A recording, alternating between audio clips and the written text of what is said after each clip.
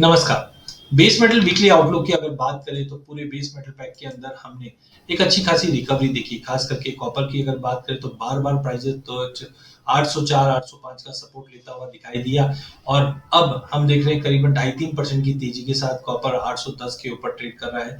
Zinc के अंदर भी लगभग 3.5-4% की तेजी देखी है। लेड थोड़ा-सा सुस्त था लेकिन एल्यूमीनियम में भी हमने तेजी देखी। तेजी के मुख्य कारण है जिसमें हमने डॉलर इंडेक्स में गिरावट आती हुई देखी। साथ में हमने देखा कि यूएस ने जो 0.5 का रेट कट किया है, इसका एक कैस्केडिंग इफेक्ट सभी इकोनॉमी पे पड़ता हुआ दिखाई देगा। ऑलरेडी पिछले हफ्ते हमने ईसीबी से रेट कट देखा है, बैंक ऑफ इंग्लैंड ने ऑलरेडी रेट कट कर चुका है। जापान ने रेट बढ़ाया जरूर है बट आगे जाके स्टैग्नेंसी रहेगी।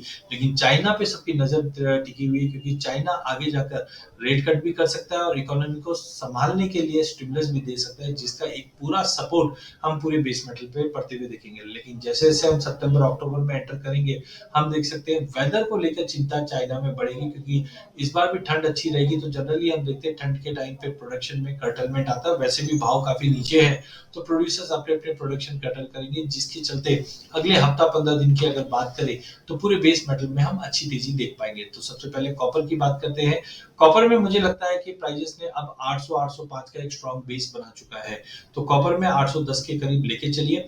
ध्यान रखिए 818 820 एक क्रुशियल रेजिस्टेंट का काम करेगा बट एक बार प्राइस उसको लेवल को ब्रिज करती है तो हम 832 तक का एक बड़ा तेजी देख सकते हैं जिससे चांदी पे जंप आया उसका असर कॉपर पे भी पड़ेगा।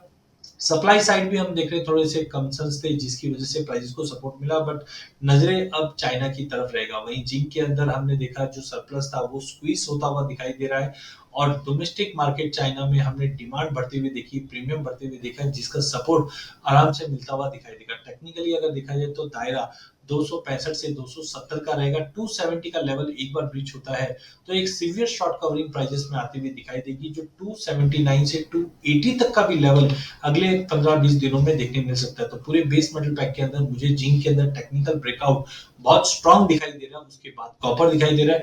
लेड में वैसे भी मिला जुला ट्रेड ही रहता है बट मुझे लगता है 185 186 की जोन तक दिखा सकता है।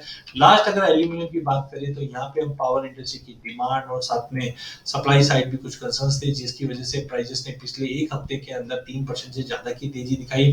टेक्निकली भी 230 के ऊपर अगर प्राइसेस कंटिन्यू होल्ड करता है तो हम 236 तक का जंप देखेंगे। तो कुल मिला के पूरे बेस मेटल में डॉलर इंडेक्स की गिरावट और यूएस के रेट कट की वजह से एक रिवैम्पिंग हुई है। अगला हफ्ता काफी स्ट्रांग दिखाई दे रहा है। लेके काम करना चाहिए पहले में जिंक फिर कॉपर फिर एल्यूमिनियम। धन्यवाद।